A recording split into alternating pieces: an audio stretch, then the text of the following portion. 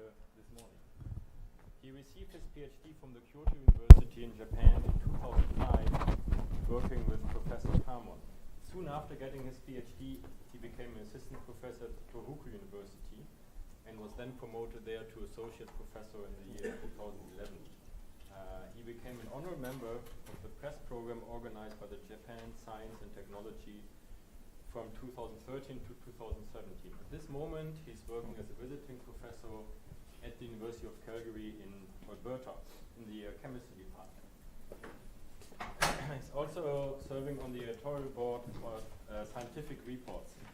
His various research interests, as you will see in part, include porous materials, carbon materials, absorption, supercapacitors, hydrogen storage, lithium-ion batteries, and fuel cells.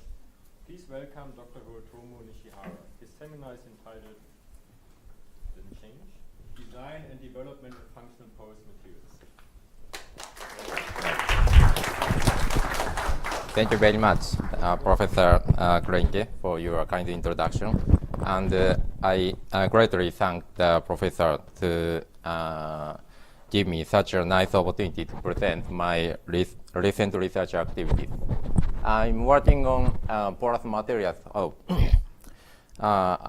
As for myself, I'm an associate professor in Tohoku University, Japan, but as Professor Krenke introduced, now I'm visiting the University of Calgary as a visiting professor for 1 year. So today, I'm coming from Calgary. Okay. First, let me introduce my university. Tohoku University is the third oldest national university in Japan, located in Sendai, Miyagi Prefecture. Okay? My city is very nice location, having both nice sea and mountains, sushi, you like? The hot springs, onsen, very nice place. In spring, we have a beautiful cherry blossom. So if you have opportunity to come to Japan, please feel free to contact with me, especially to my region. Probably as you know, the 2011, there was a very terrible accident, the disaster in Japan, big earthquake, I mean. At that time, I operated a transmission microscope. Then the scale 7, very big earthquake that happened. So I was so surprised, and our city has big damage at that time, but fortunately, recently the cities are almost recovered, and my university as well, so we are now going well. Okay. As for my research group in Japan, I belong to a hybrid carbon nanomaterials group. So I'm basically working on carbon materials, especially porous materials, but carbon is very useful for a lot of applications like supercapacitors, lithium-ion batteries, or gas separation storage. So I'm working also on such applications. I'm now an associate professor here. My group has about 20 people. Then I'm now visiting the George Shimizu's group in University of Calgary. In this group, in his group, phosphonate and sulfonate metal organic frameworks are very actively investigated. So I'm recently working on phosphonate MOFs, metal organic frameworks. I have great interest on porous materials, but I've never dealt with metal organic frameworks, so I wanted to such a work. I'm really enjoying recent research. Anyway, let me briefly introduce the background of porous materials. Probably some of you are familiar with these materials, but some of others not. So let me introduce very basic of porous materials. Basically, pore is a small space surrounded by solid. Depending on the size, the IPARC defines 3 different types of pores. Microporous, less than 2 nanometers. Mesoporous, between 2 to 50 nanometers. And macroporous, larger than 50 nanometers. Here I listed several conventional porous materials, zeolite metal organic frameworks, MOFs, the activated carbons, the mesoporous silica gels, porous polymers, or inverse porous. Okay, they are microporous, mesoporous, macroporous materials. So my direction of study is design of the functional porous materials. For this, the important things which to be considered are pore size, of course, depending on the target substances to deal with or accommodate into pores. Pore shape is also very important. One-dimensional, two-dimensional, three-dimensional, or ordered or disordered random structures. And capacity is also very important. Surface area or pore volume. This is a space for accommodating a guest species. And surface chemistry is also important to have, for example, good wettability or hydrophobicity, hydrophilicity, something like that. Solid state physics is also important. The good thermal conductivity or electric conductivity and so on. Then I'm working on the preparation of a variety of porous material for many of our applications like this. In Japan, there are many good companies for automobiles or electricity things. So I'm actually doing a lot of collaboration works with many companies. Especially, I have a strong relationship with Nissan Motor Corporation. So I'm familiar with automobile technologies. Here you have a list of my research activities since I started my PhD time to present. So basically, I'm working on porous material, a kind of porous material, especially prepared by using hard template technique, using zeolite as a template. This carbon is very unique and having high surface area up to 4,000 square meter per gram. This is very huge surface area for. So it's useful for a variety of applications like this. And I also work on the preparation of macroporous materials by using ice crystal as a template. So I will mention one topic today. Also, recently I'm interested in elastic porous materials. Okay, this is a sponge-like porous material which has very flexible mechanical property with microporosity or mesoporosity. This is usually very difficult, but I succeeded to prepare such a material. Also, I'm interested in recently a conversion of organic crystal to crystal-like carbon material. This is also new. So today I will introduce some of my recent researches, starting from macroporous, then mesoporous, microporous. So finally, if time allows, I would like to mention also the work on lithium-ion batteries using lithium silicide, because some people may have interest on silicide materials.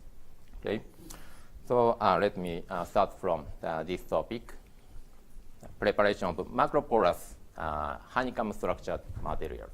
Okay, here I have I show you the list of conventional honeycomb structured materials. Okay, honeycomb structures, especially the monoliths, is commonly used for purification of gas in automobile. Okay, in muffler of automobile or motorcycles, like this metal honeycomb or ceramics. And there are also many honeycomb structured materials with small dimensions, like this. But you know, most of them with small dimension are not monoliths, but they are seed, powder, or something like that, not a big monolith material. So the molding the monolith-shaped honeycomb with small channel size is challenging. But there is actually in nature the very good honeycomb monolith. This is the xylem in natural tree, like that. This is SEM photograph of xylem of Japanese cedar. I went to the mountain in my city to take this picture by myself and picked a small piece of the wood.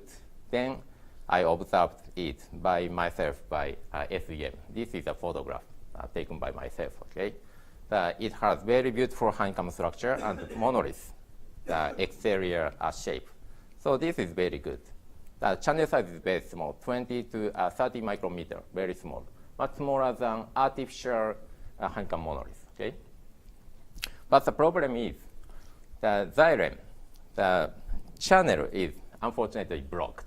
So we cannot flow gas or liquid to it, as you know. Okay, the pore channels are blocked. But I recently found it is possible to artificially prepare xylem-like monolith solid by using cellulose as a raw material. So this is a kind of artificial wood, artificial xylem, I think. So I use tempo-mediated oxidized cellulose nanofibers. This is cellulose nanofibers taken from natural pulp, natural wood, okay, coming from nature. Originally, tempo nanofiber is a kind of, how to say, gel-like liquid containing a lot of water, okay? 99% water and only 1% cellulose nanofiber mixture. Okay, this is a kind of gel. So I found if this is frozen unidirectionally, the ice rods are grown the direction around the direction of freezing to automatically form the honeycomb-like structure like this. So after freeze drying, it is possible to obtain this like monolithic honeycomb solid. The channel size is very small. Sorry, this is wrong. 50 micrometer. This is micrometer. So advantage is channel is penetrated, different from natural xylem. So it is possible to flow gas very easily. So I insert the honeycomb in a glass tube like this, then flow gas to measure pressure drop. The pressure drop is almost agree with the theoretical value calculated by this equation, assuming laminar flow. But the case of random structure, sponge-like, the random structure porous solid, the pressure drop is much higher. So this is great advantage of this solid, honeycomb xylem-like solid. So there is a flexibility in the bulk exterior and also depending on the mold, very easily controlled. And also channel size can be changed in a relatively wide range from almost 10 micrometer to 200 micrometer just by changing freezing condition. This is very easy to control. And another advantage is I found the cellulose nanofiber functions as a very strong structure directing agent. So it is very easy to mix with second or third components. This is example, the preparation of unidirectional freezing together followed by freeze drying in the case of pure polyurethane dispersion, okay, excluding any TOCN. In this case, very, how to say, shrinked solid is obtained. So only TOCN has a function for constructing honeycomb-like structure. So if we mix the polyurethane dispersion with TOCN, with changing the ratio of polyurethane, up to 80% of polyurethane, still a honeycomb structure is obtained. Okay? In this case, only 20% TOCN is contained, but it functions as a structure directing agent. So it allows us to prepare a variety of xylem-like monoliths with different chemical structures or different chemical components. Other demonstration, I mixed with graphene oxide. So in this case, we have the flexible xylem monolith. In the case of xylem monolith prepared by pure cellulose nanofiber, after pressing, it is not recovered. But with mixing graphene oxide, especially after reduction, it turns into graphene. So the graphene is known as flexible material. So the xylem monolith also becomes very flexible. Okay, let's move on to the second topic. This is also flexible material, but mesoporous carbon materials. I named this as graphene mesosponge because this is mesoporous and sponge-like properties. So as you know, the graphene has several advantages like large surface area, high electric conductivity, electrochemical stability. This is very important for electrode applications like supercapacitors or lithium-ion batteries. But the problem is graphene is two-dimensional sheet material, so it's very easily stuck and lose most of the surfaces. So the self-standing three-dimensional framework is desired based on graphene. So what kind of structure is good? Okay. There are several graphene-based three-dimensional structures theoretically proposed like this. But unfortunately, they are imaginary materials, not achieved yet. The problem is how to realize. So there are mostly two ways to construct three-dimensional graphenes. There are two popular methods from graphene oxides or chemical vapor deposition. Okay? So I talk about first preparation of three-dimensional graphene from graphene oxide. This is very, very common way. Numerous papers have published in this topic. By the simple reduction of graphene oxide is oxidized graphite dispersed in water. Okay?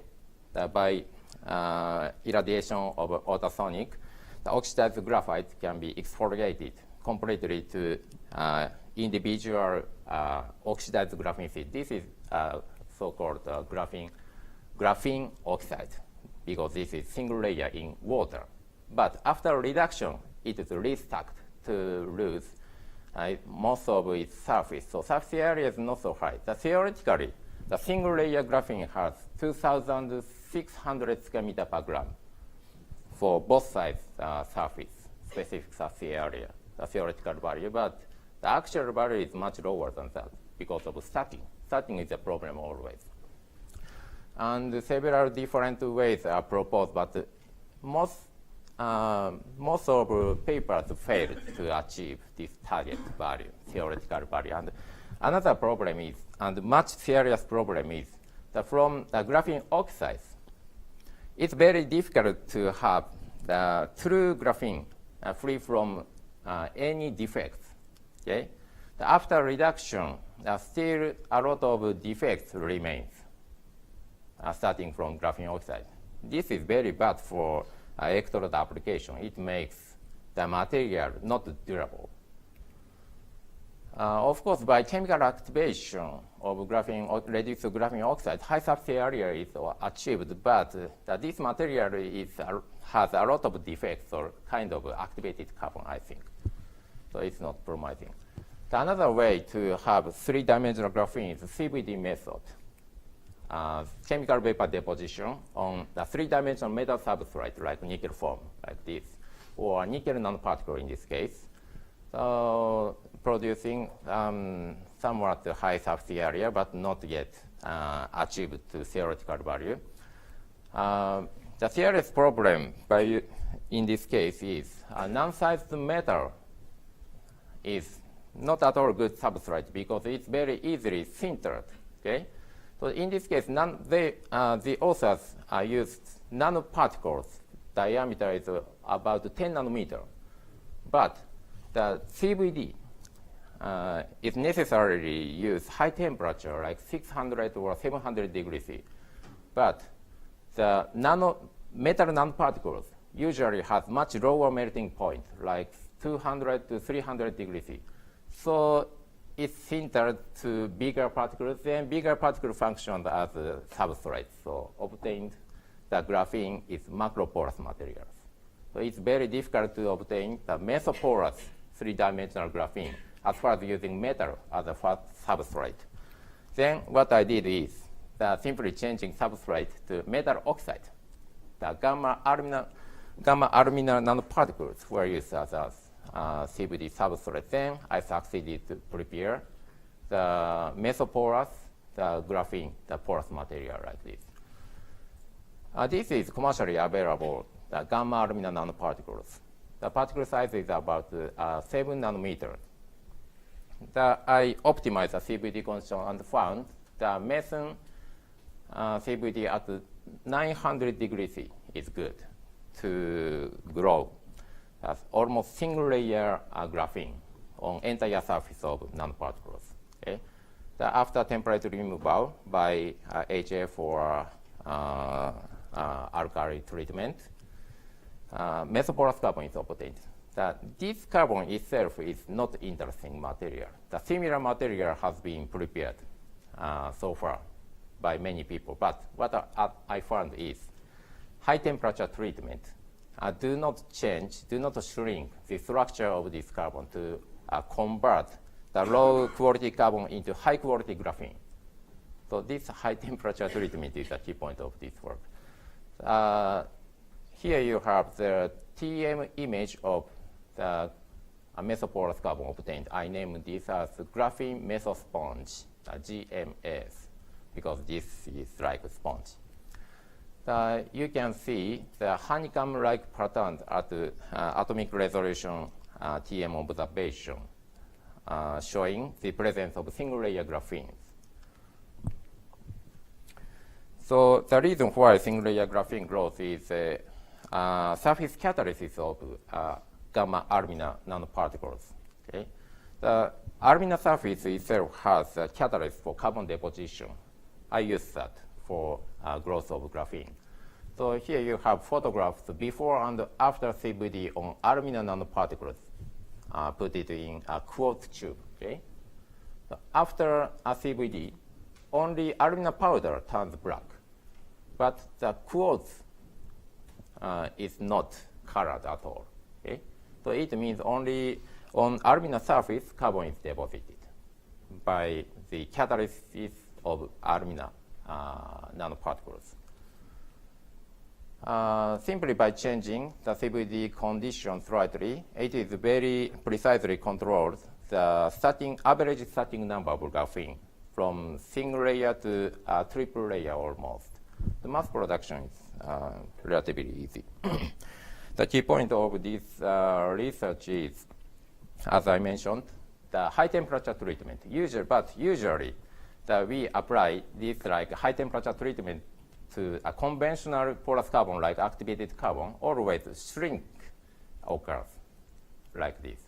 This is a typical activated carbon used for supercapacitors having high surface area, 1,700 square meter per gram. After high temperature treatment up to 1,800 degrees C, it shrinked significantly to lose the surface area, most of the surface area. This is normal case. But I found that in this case, the carbon can retain very well the original porous structure, mesoporous structure, even after a high temperature annealing treatment.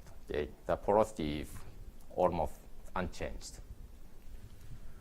Then here I listed up surface areas of a variety of carbon materials with our GMS material. The carbon blacks or activated carbons have very high surface area, but they are always suffering from the problem of defects or edge types, okay, causing corrosion of carbon. But our carbon is free from such defects.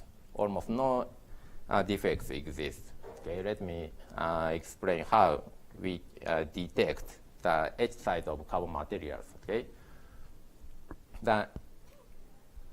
when the carbon material is heated, the edge terminated by hydrogen or oxygen species, edge sides are decomposed to gas molecules like CO, CO2, H2O, H2.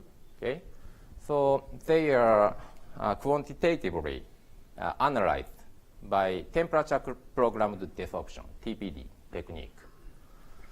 So in our laboratory, we developed a high-temperature TPD up to 1800 degrees C. This is key point. So here I have an example of TPD pattern. Okay, that with increasing temperature, several gas species emitted, measured by mass spectrometer. This is the case of activated carbon. The point is hydrogen evolution. The conventional TPD apparatus available, commercially available, in most of cases, the maximum temperature is only 1000 degrees C. So it is not enough to catch all the hydrogen evolution.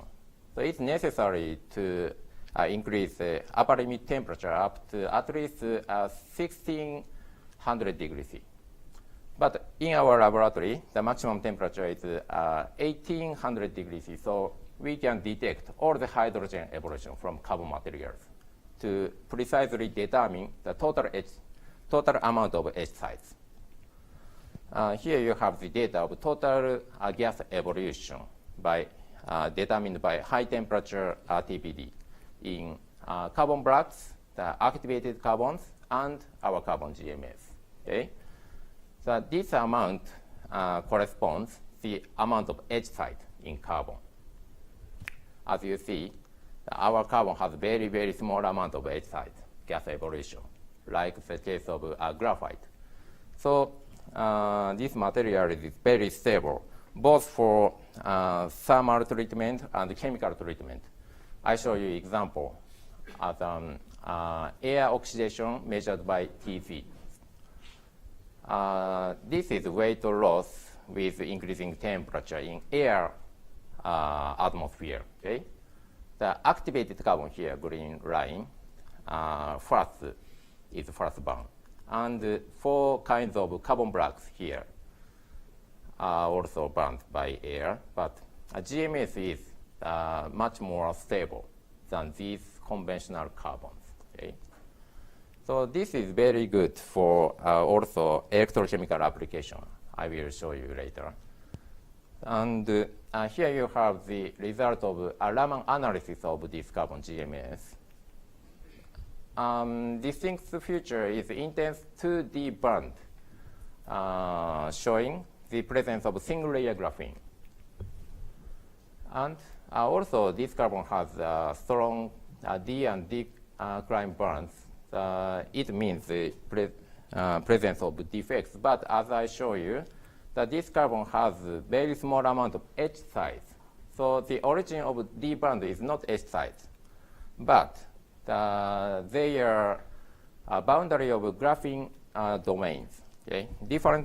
When the different graphene domains are attached, connected through CC bond, at such boundary, a strong D band is observed. So this carbon is free from edge side but has many graphene boundaries.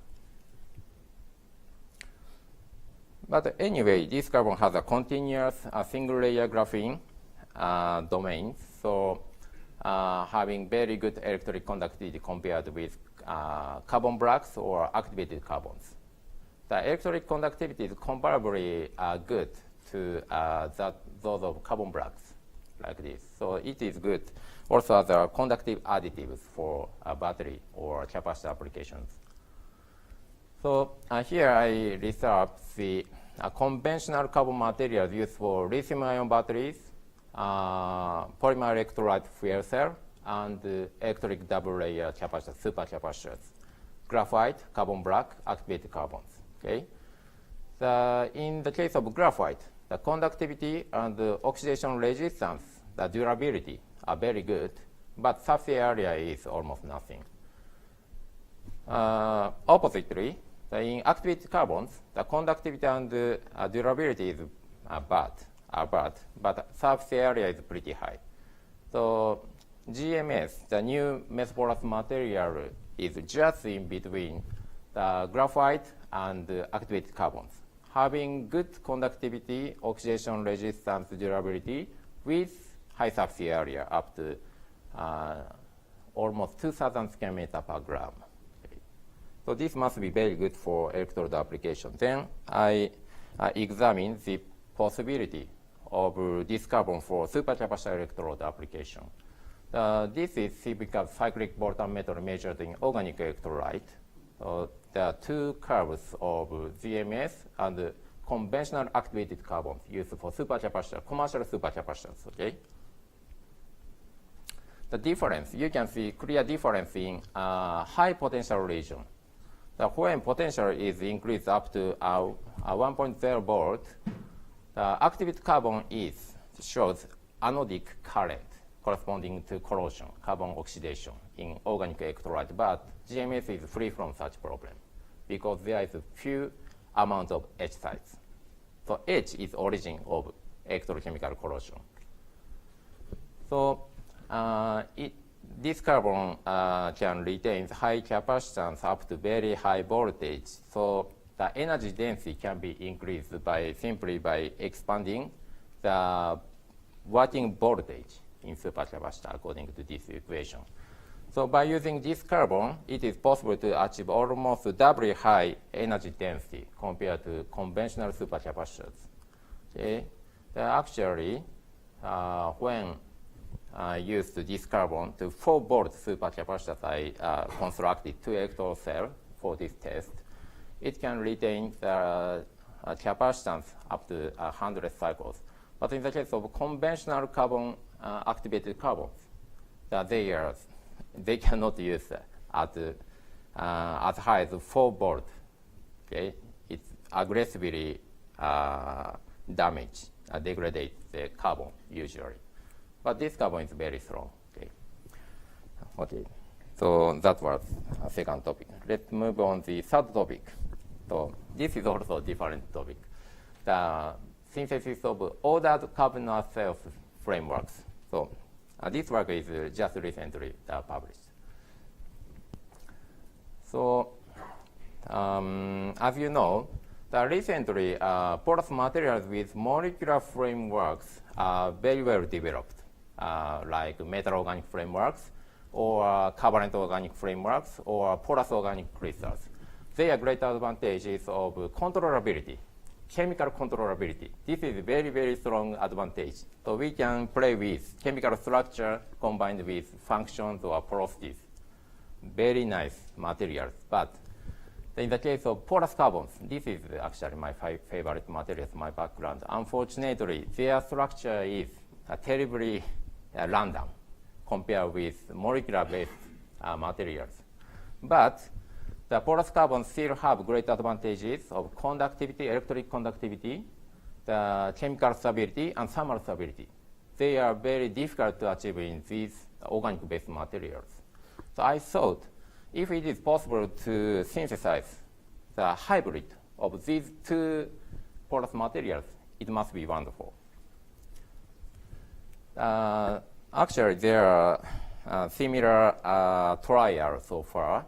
By simply carbonizing these molecular-based materials, published, many papers are published so far. But always, the original beautiful crystal structure are totally lost by carbonization. Okay?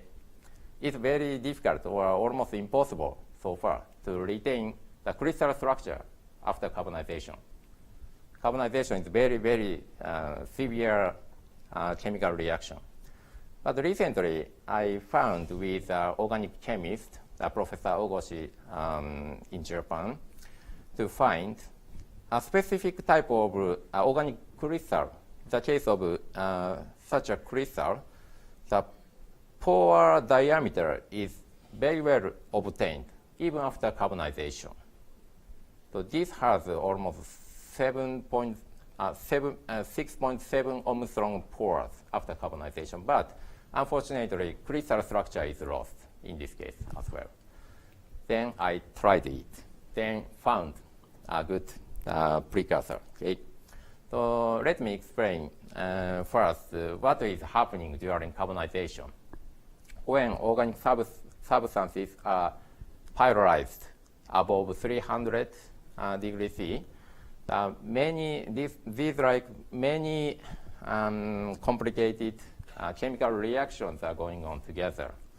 So it's very difficult or almost impossible so far to precisely control the carbonization process. This is challenging. Then the conventional pyrolysis of organic-based crystals are lacking in tactics, I think. Simply by carbonization of molecular-based crystals, most of the structures are collapsed and simply random the carbon structure, mixture of random carbon structures and metal is obtained. But I thought the racial design of precursor can solve this problem. So what I did is design the precursor like this.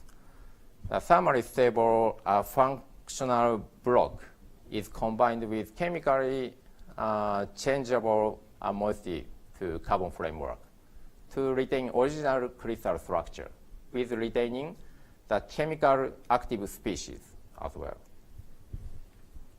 Then I found this organic molecule is a very good precursor to achieve this target.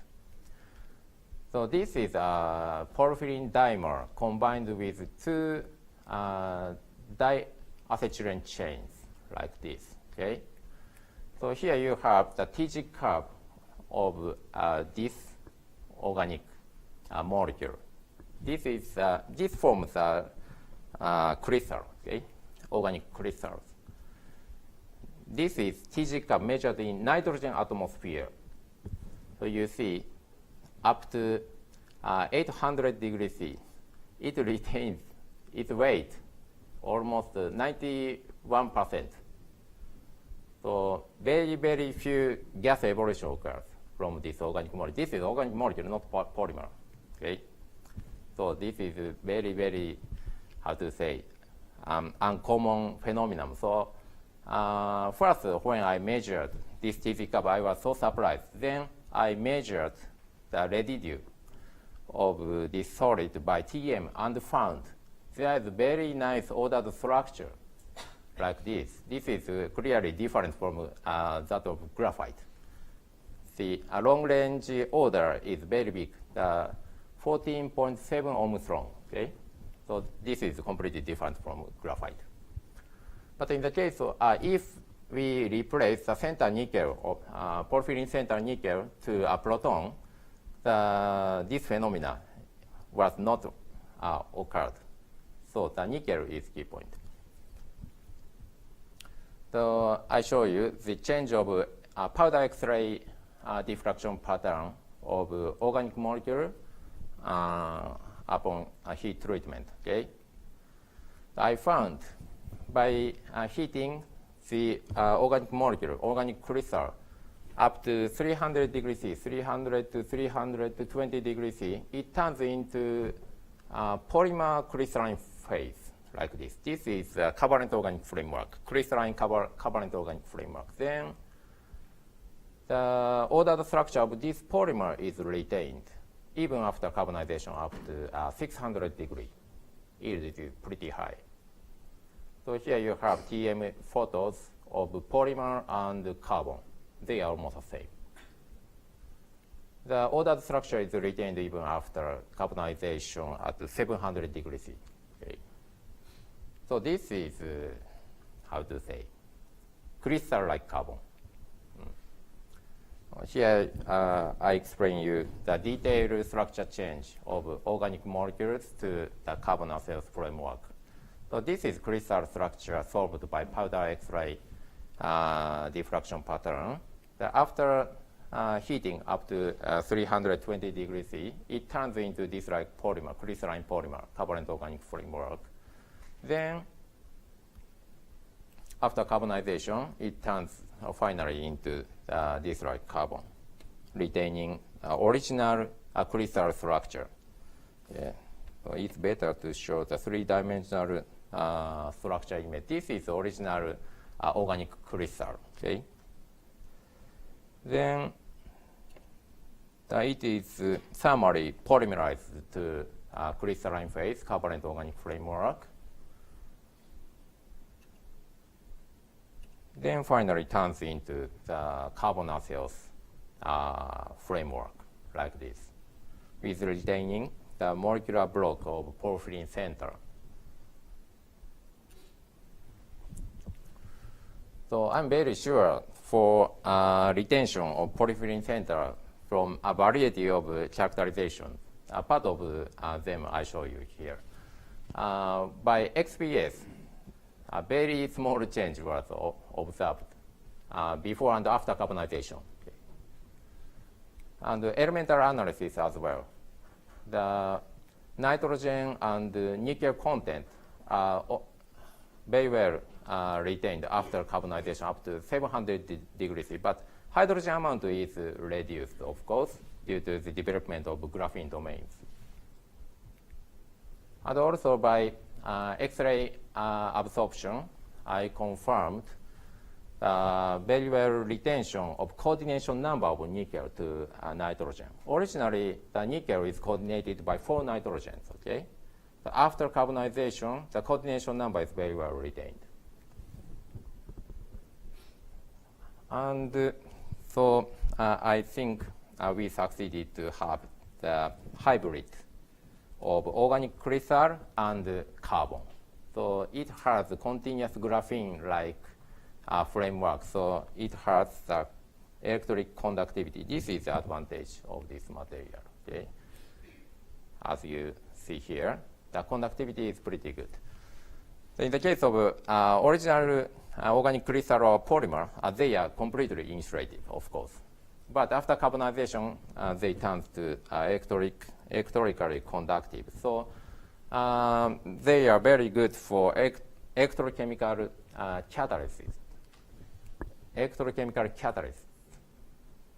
I tested them for CO2 reduction to CO, selective reduction to CO.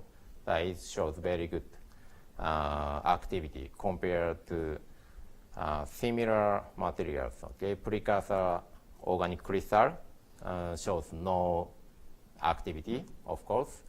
The simply ordered carbon with free from any metal also shows no activity. So metal species embedded in carbon framework is very important. Okay? And it's very common to prepare the carbon metal mixture simply by carbonization of organic complexes. So this is carbonized tetraphenyl porphyrin. So in this case, structure is destroyed. So it shows no activity as well. Only this, the ordered carbonaceous framework, the hybrid of organic crystal and carbon material shows good activity in this case. So I think this methodology is very useful to prepare the new class of electrochemical catalysts for a variety of chemical reaction. Okay, so I have still some time. So let me finally mention also to the fourth topic. It is charge-discharge property of lithium silicide for lithium-ion batteries. This one. So here I plotted the energy density of lithium-ion battery cell. Okay, the energy density of cell package, battery package, against the capacity of negative electrode only. So this black line shows the the conventional lithium-ion battery composed of lithium cobalt oxide and graphite. So in the case of graphite, the capacity is 372. So this value, almost 190, is a conventional level of energy density of lithium-ion battery cell. Okay? As you know, as you see, that simply by increasing the capacity of negative electrode only, that it is impossible to increase the total energy density of battery package because of the limitation of capacity of positive electrode side. So in order to drastically increase the energy density of lithium-ion battery, that it is important to increase capacity of both sides, not only negative electrode, but also positive electrode sides. The capacity should be increased like this. So recently, some materials like sulfur or this like material are developed for high capacity positive electrode materials. But as you see, they are free from lithium. Conventional positive material contains lithium. Okay? So this can be combined with lithium-free anode materials, it is graphite. But if we would like to use lithium-free positive electrode material, it should be used together with the lithium including negative electrode material. So I thought lithium silicide may be used for such an application. So here you have the phase diagram of lithium and silicon system. There are 4 crystalline phases in these systems. The lithium richest phase, originally it is reported as lithium-22, but it is revised as lithium-21 later. Anyway, this is a lithium richest phase. So simply from this composition, it is possible to calculate theoretical capacity like as this value. So this is pretty high. So it should be useful as a lithium containing negative electrode material.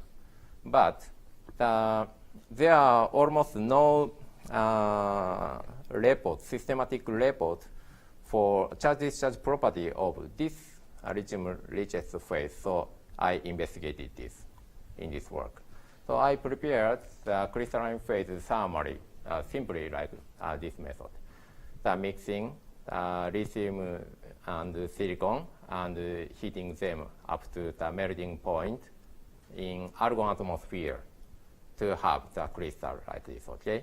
I succeeded to have almost literature saying the crystalline phase like this.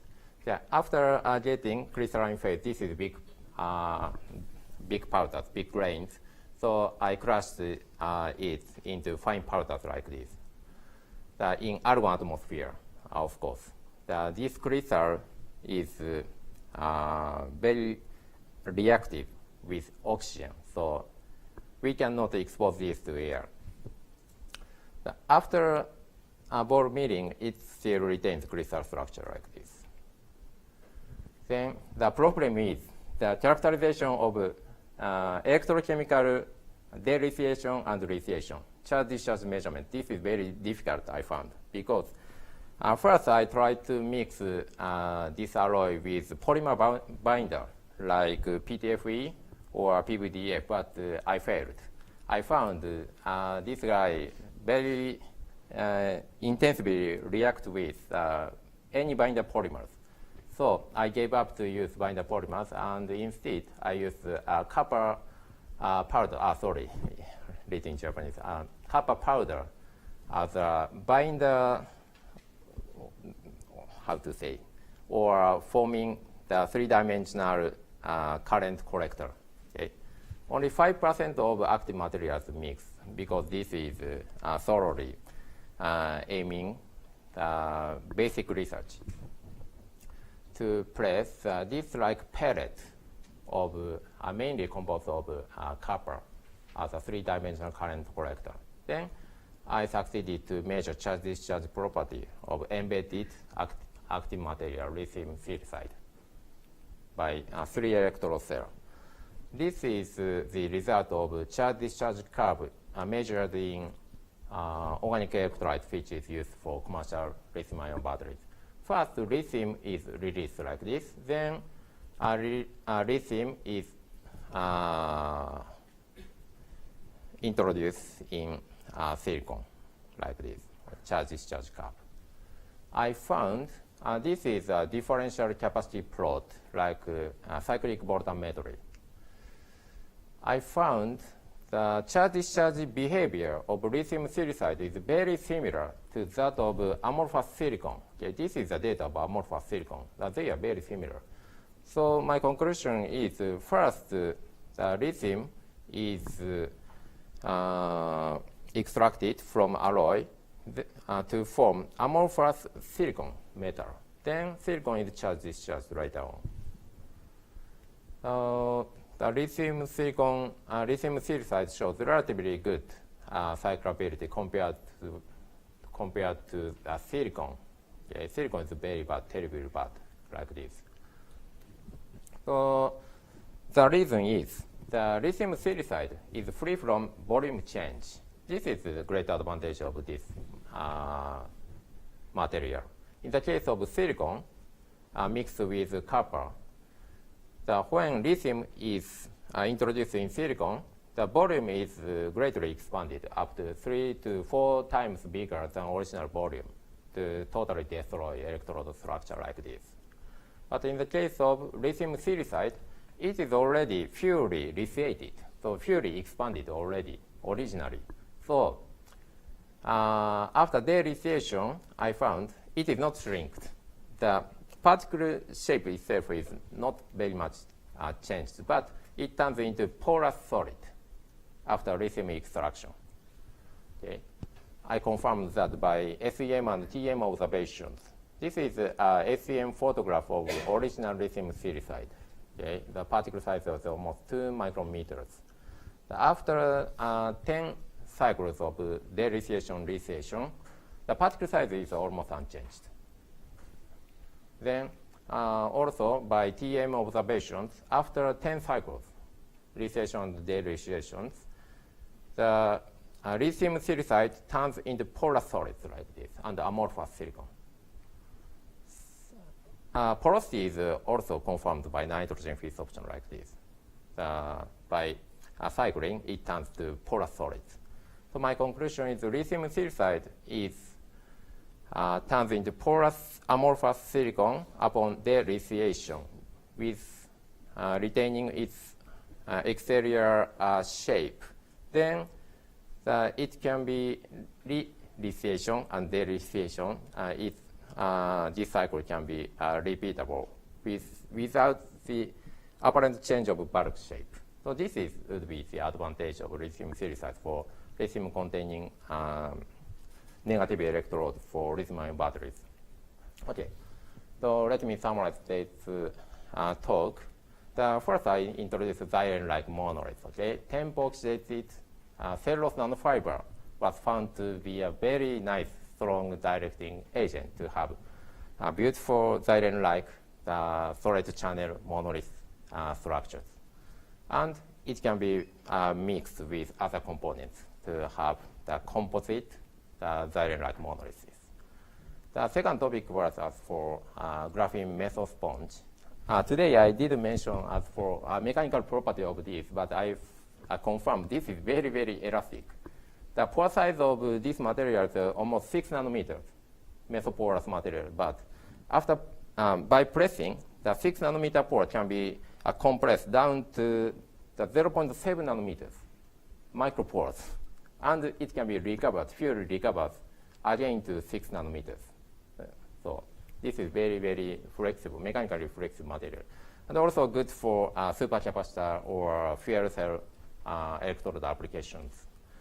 The third topic was the synthesis of ordered carbonaceous framework. I believe this is the first material which has both advantages of organic crystal and carbon materials. The final topic was as for the charge discharge property of lithium silicide.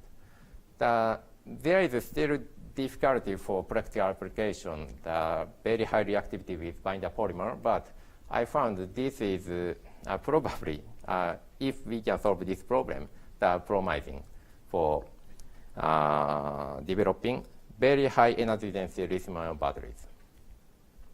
So that's all. Thank you very much for your kind attention. Okay, thank you, Dr. Nishihara, for presenting us 4 different, all very successful topics. Questions for the speaker? Yes, about the stability of the silicon anode. Uh-huh. Either reacting with PVDF or PTFE binders. Uh-huh. So that means for people start from silicon as the anode material, Uh-huh. where this also have this problem. Yes, yes, I think so. So silicon anode was investigated, I think since 1980s or 1990s. But at that time, most of papers failed to achieve high performance. I think the reason would be binder. At that time, the mostly PVDF was used as a binder. But what I found through this work is lithium silicide is very aggressively react with fluoride, the F. Okay. So the fluoride containing polymer is not good for silicon anode. But recently, popular binder is changed to CMC cellulose-based or SBR, rubber-based binders. So that's why I think recently the silicon can be used as an anode material.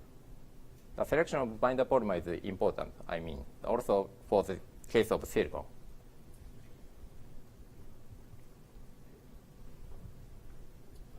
Thank you for a very nice talk. So the question about the graphene work, so the CVD growth.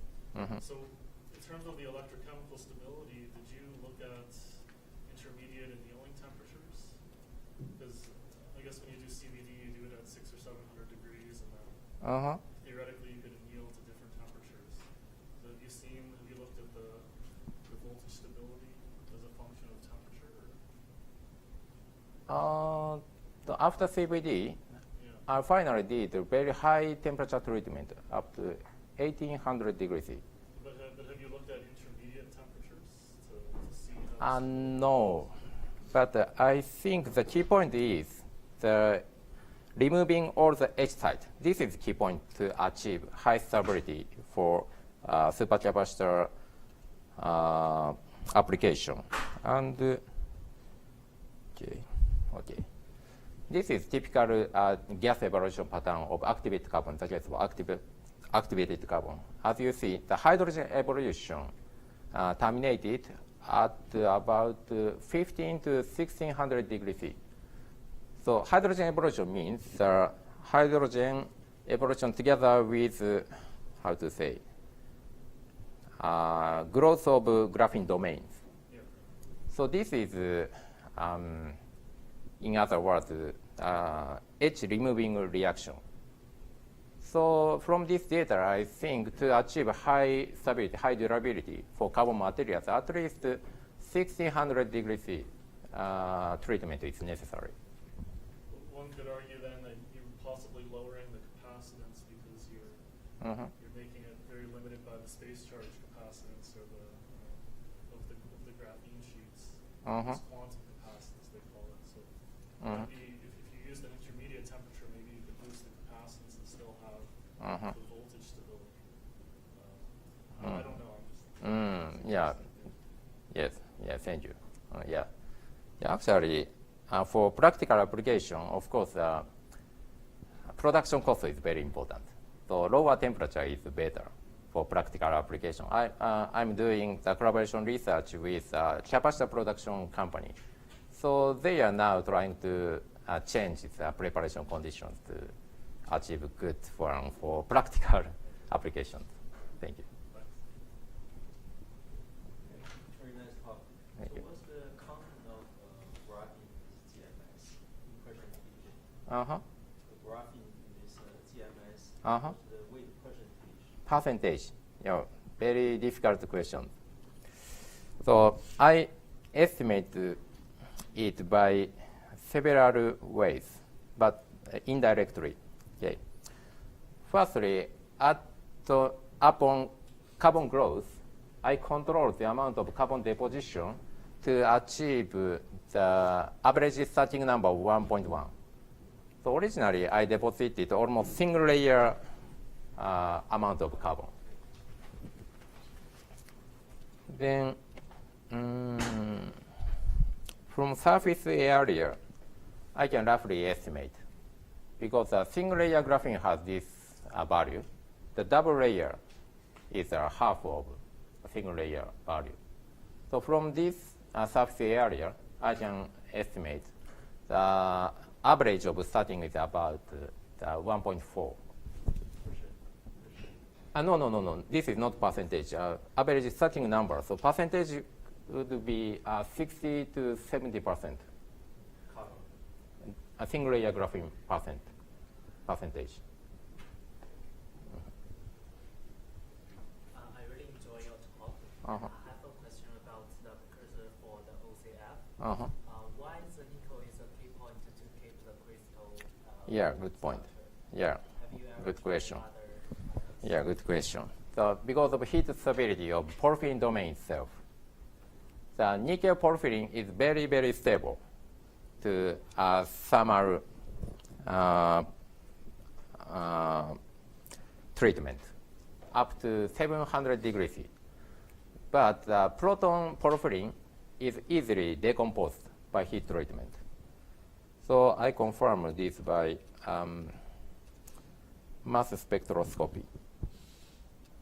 Probably I have some data here. Yeah, here. No.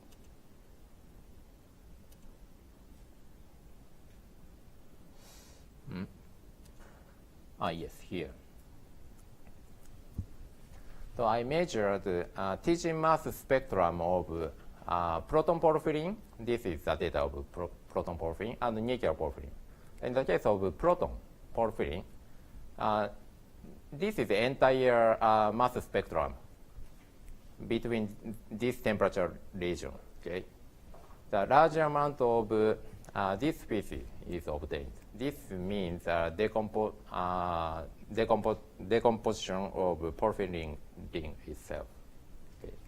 But in the case of nickel porphyrin, the scale of y-axis is much smaller than this. Okay. Very few gas evolution occurs, and the species of dissolved molecules are also very limited. So very, very limited thermal decomposition occurs in the case of nickel porphyrin. Uh-huh. Can I have a follow-up question? So if you remove the alumina in this GM, Uh-huh. Yeah. alumina is removed or still in this? Removed. Removed. Yeah. After aluminum removal, I did high temperature treatment. Yeah. Here I removed the aluminum by alkali treatment or HF treatment. Almost 100% aluminum can be removed. Yeah. Very easily. Any more questions? Do you see the nickel for any nanoparticle or just on the atomic scale? Hmm? The nickel-based OCF? So after you pyrolysis, Uh-huh. did you see any nickel particles? No. No, nothing. Because, yeah, usually, yeah, of course, yeah. In common sense, the nickel particles, nanoparticles are formed. But in this case, the most of nickel are retained as 4 coordinated species by nitrogen. So this is a stem hard diff image. Do you know this technique? That's showing the position of nickel as white color. Okay, so if the particle is formed, it should show some how to say spherical images here, but none of particles are observed here. From the XPS or other No, no. We also confirmed by magnetic measurement or ESR measurement, but none of nickel was confirmed. Another question is, do you think that carbon dioxide reduction Uh-huh. is part of from the nickel, or is that actually just the carbon work? Yeah. Yeah. So, what do you think the catalytic activity or Uh-huh. CO2 reduction is Uh-huh. coming from the? This is actually coming from nickel coordinated by 4 nitrogen. This is a catalyst active site.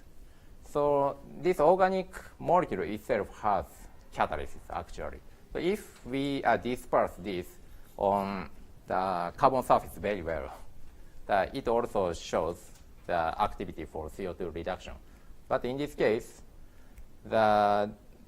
this is, how to say, not molecularly dispersed, but it forms a large crystal grain. And this is insulative. So that's why this does not show the activity in this experiment. Can the nickel be replaced by like cobalt or manganese? Yeah, it's very interesting topic. So now I'm trying to do. Yes. Okay. Then let's thank the speaker again. Thank you. That concludes the session.